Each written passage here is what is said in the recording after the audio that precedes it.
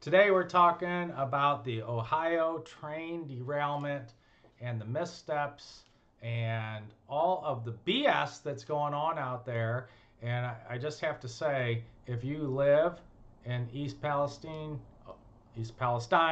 however we are pronouncing that locally, because I have not been there, but if you live there, um, you need to be extremely careful, and I highly recommend that you get out while the getting is good. Yeah. And I know that is said very easily on my end, but I want to just kind of explore some of this, especially for risk managers and safety managers, Matt. Like, this is protection 101. Yeah. Yeah. Exact. It's frightening, right? Because we all like I live. There's a major rail line just down the street from where I live, so I can completely put myself in from the perspective of a resident of the East Palestine. They probably didn't even think about this, right? Oh, there's a train that runs through Well, the did they train. not? Because they just, I heard reports, I need to look this up, but Right. supposedly there was a movie filmed there just 2 years ago about a train derailment.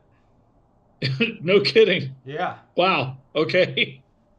Art imitates life, I guess. I guess. Yeah, I don't know. I mean, it's just frightening to think that this is something that I think a lot of us we take for granted. We hear trains running by, especially those of us who live near an active track, and we kind of get used to it that nothing's going to go wrong. But a lot of work is required to make sure that everything is operating properly, and those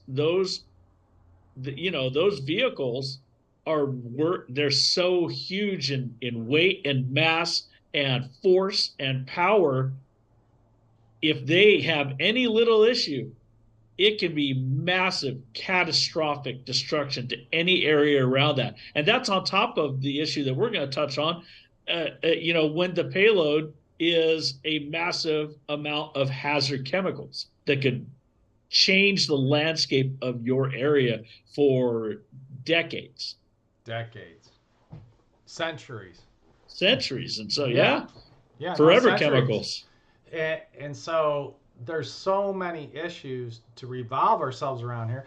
I know there's been a lot of news. Yeah. I'm listening to the news. I'm listening to the mayor. I'm listening to anybody that wants to talk about this and the lack of our higher federal government from stepping in and actually being present in this area. Um, there's just so much here. So let's break this down just a little bit. Um, Okay. First and foremost, the most recent thing I heard was by Pete Buttigieg, and he came out and he was in an interview and they were talking about this particular train derailment, and vinyl chloride is the main chemical that had spilled. And they asked him about this and the safety of the trains and everything, and he said he made a comment about, well, there's approximately 1,000 train derailments a year. And I find that comment, especially if you're a risk manager or safety manager, to be an atrocious statement.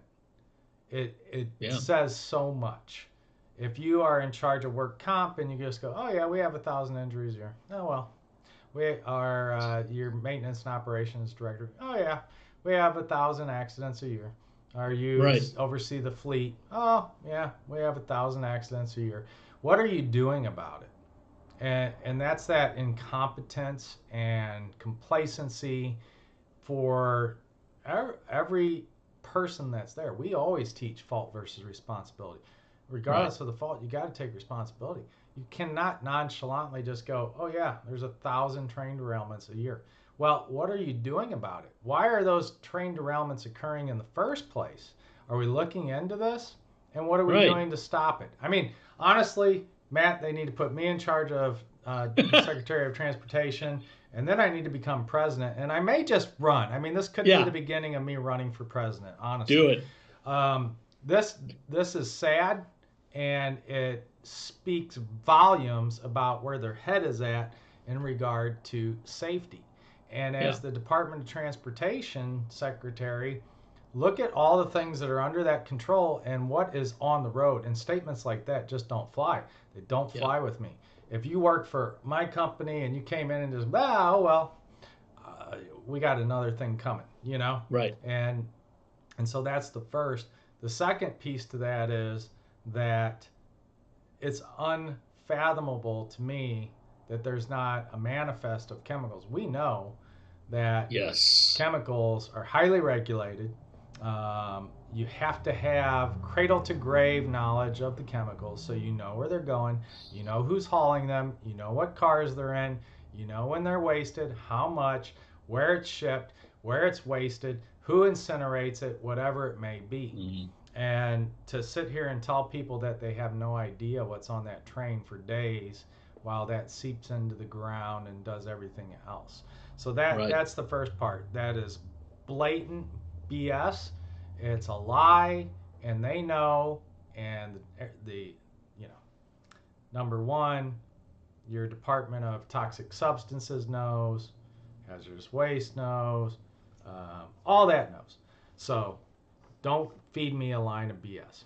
The second thing Right. is you dump vinyl chloride by the thousands of gallons onto the soil and you decide that you want to burn it. Well, Matt, we live in California. Yes. We're outlawing gas powered vehicles. We outlawed gas powered lawnmowers and weed eaters and leaf blowers.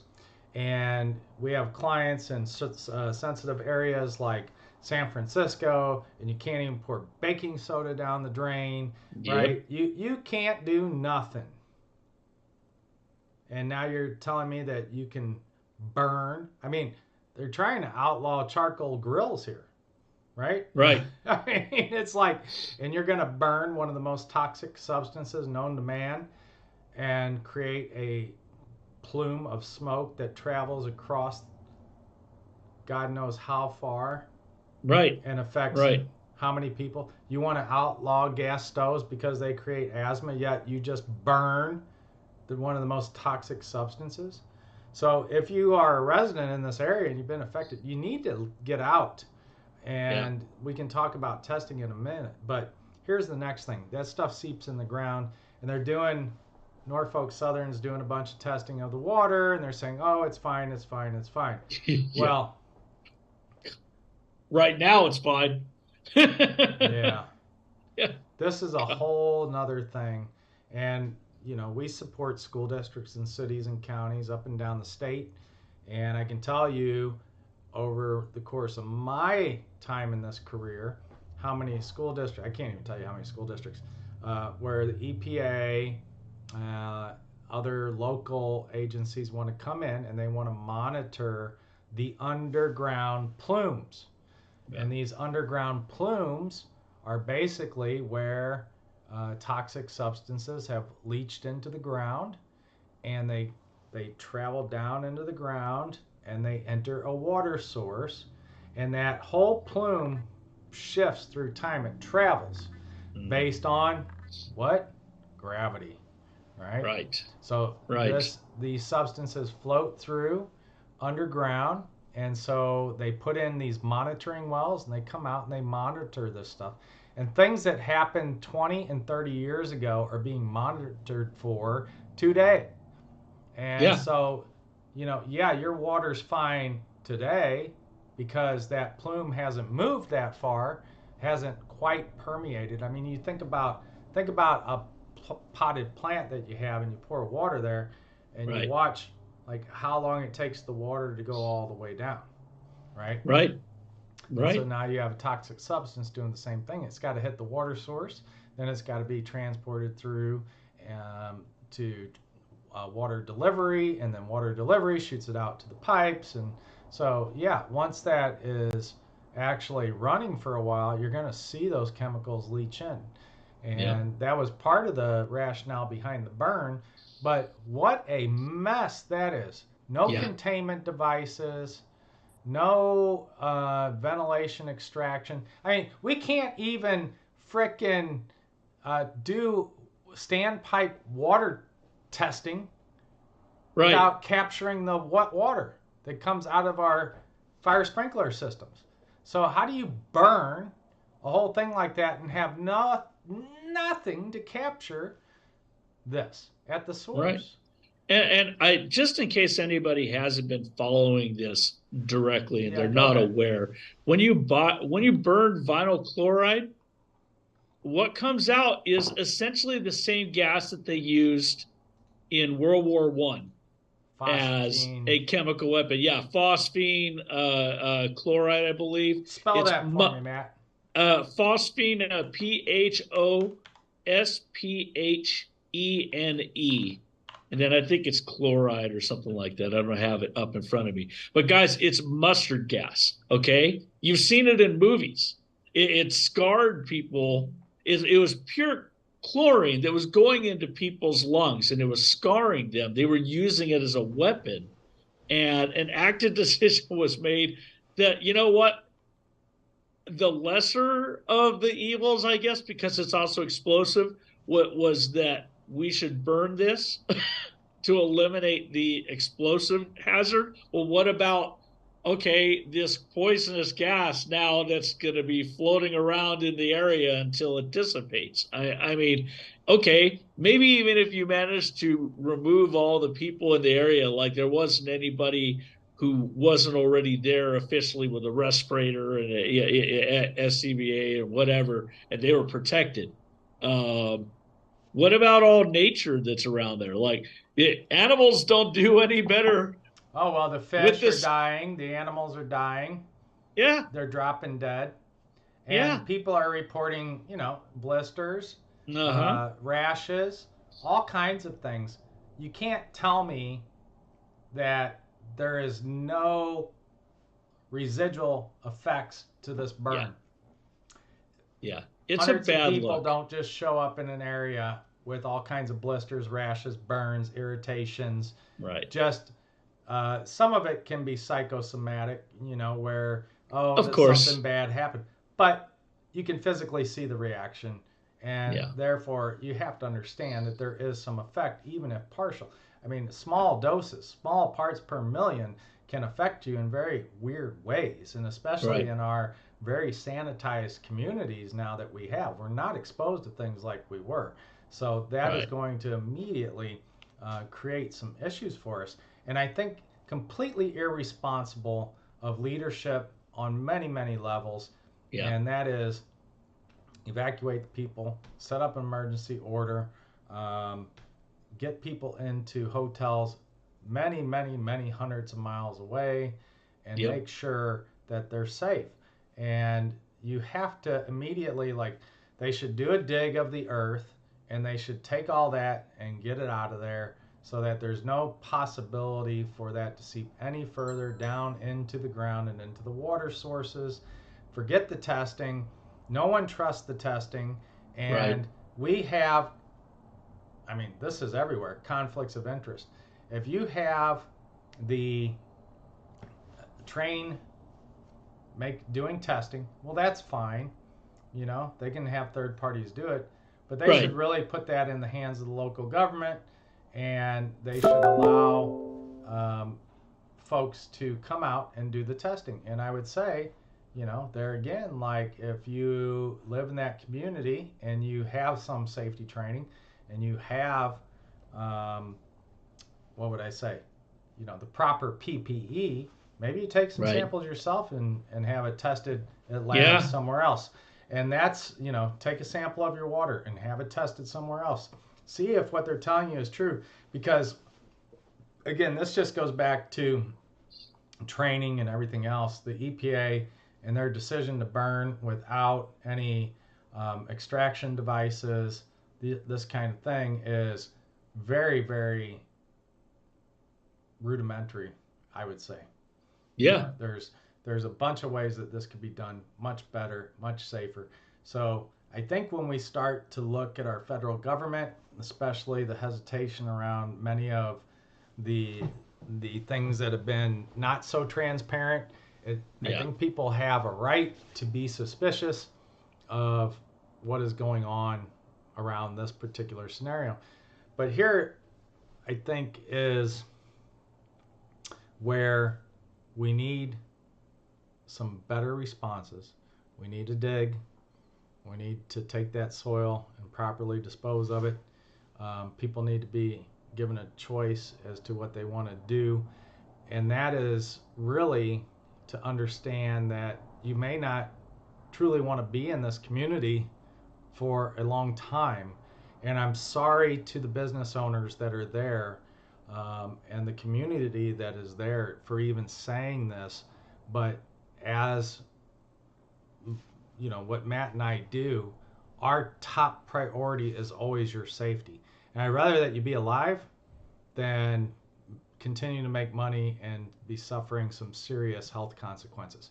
We saw that in the Salton Sea, right? They told people Yeah. to leave. People are like, I don't believe them. I've been eating the fish all this time, and now we got all these problems. Yeah. So here is the thing.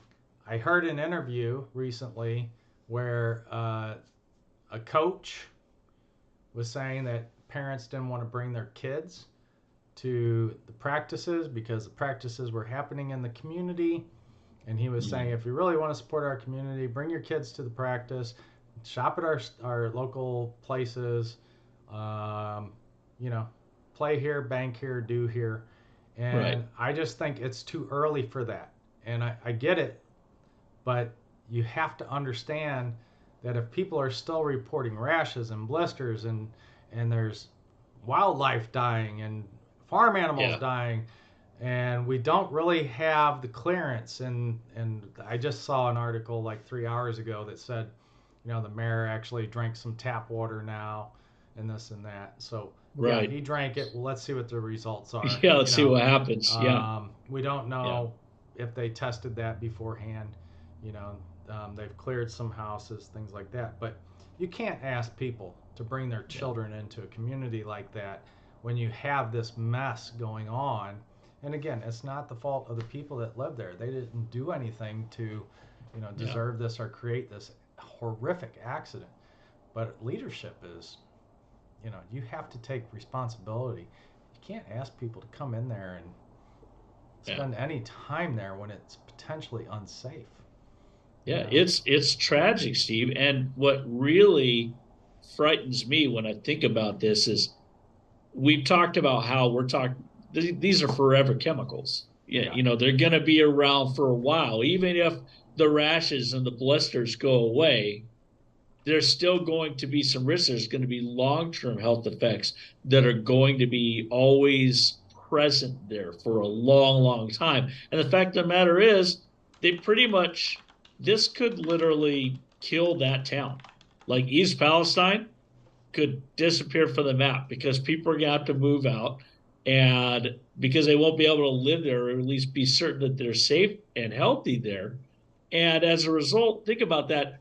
What do most people do if they own a house and they want to move to someplace else? Let's say they have the means to do it, because obviously I know that some are going to, they also have to consider where they work and what if they're moving away from their business that's right in town. But putting that aside, let's say you lift up your family and you move out of East Palestine because of this situation. Most people are mortgaged up to the hilt in their houses.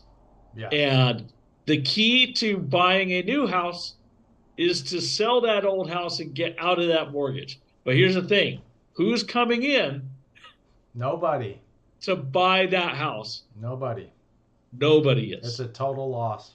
It's a total loss. So these people are ruined, and I'm thinking this is the kind of thing where I mean I'm not always 100% on board with like massive like government funded buyouts, but this is kind of one of those things. You know what? You guys need to go in and save these people because yeah, Well, yeah, it's not even a government buyout. Norfolk Southern should do the right thing true. and relocate these individuals. They can buy up all the land and all the homes, and if it's safe, then they can sell it. Yeah, You know, yeah, that's my thing. I mean, this is it's a big industry, too big to fail. Um, you know, on that level, we continually bail out airlines and car companies and banks. yep, Trains are going to be there too, even though they're making yep, $1 billion yep, in revenues and things like that. But this is one of those things. 1,000 derailments. you better get to the bottom of it. Yeah. You better get to the bottom of it. And that's a lot of derailments. Yeah. I'm Yeah. sorry. That it sounds like a lot. It makes me it's the kind of number that makes me go like why haven't I heard about this before? And obviously you could reframe it as, oh, it's 1,000 derailments, but it's across, however many railroad miles were traveled over that course. And for all I know, maybe it's actually within an acceptable range. But when you just throw that number out there, it sounds insane. It's just like, I really, don't a know, thousand? I'm not sure that is an acceptable range based on what's being hauled, Right. you know, and based on the potential destruction. Yeah. Um, it's a lot. So let's just cover some of these points here. I think that as a safety manager, risk manager, we got a lot of responsibility. The first is transparency, Yeah. and that is if something like this happens on your watch, maybe on a smaller scale, you need to get your butt out of the chair and you need to get your butt down to the site and look at and handle. Number Yeah. two, proper training, right? Proper documentation. Make sure that you have the proper training to handle these. We Yeah. have the chemical emergency response book, which tells us upwind, downwind, how do we handle this? What do we do with these things? So many times, though, we see it over and over and over again. These government agencies, they enact all these laws and regulations, and they're not even trained on them.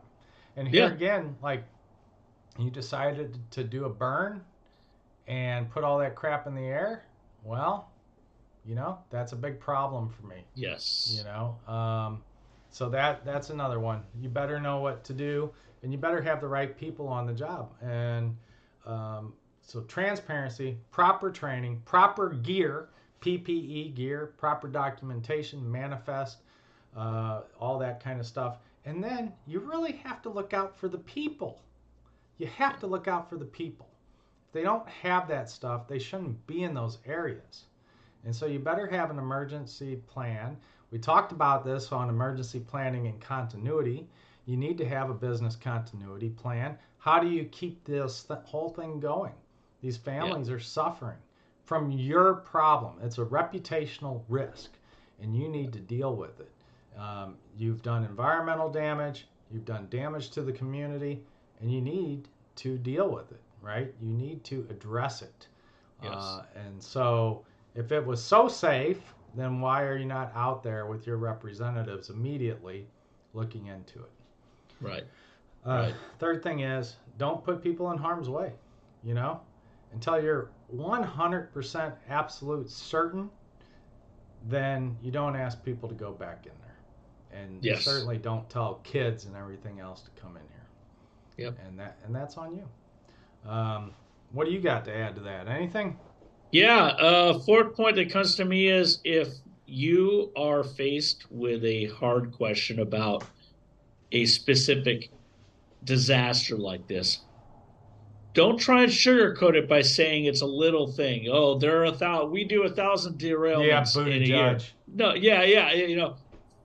No, what you need to be saying is, yes, this is serious. We're going to do what we need to take care of this area and these people, and we're going to fix this problem. That's the response. You don't go into like kind of minimize it, like, no, no, no, it's not a thing. No, don't say that. That's the wrong response. That's the wrong attitude to Mm-hmm. take in these situations. It really is. And it reminds me of, the asbestos concerns and things like that we saw at 9/11. Again, rush in, throw everybody in there, expose them. I get it. We've been attacked. We want to help.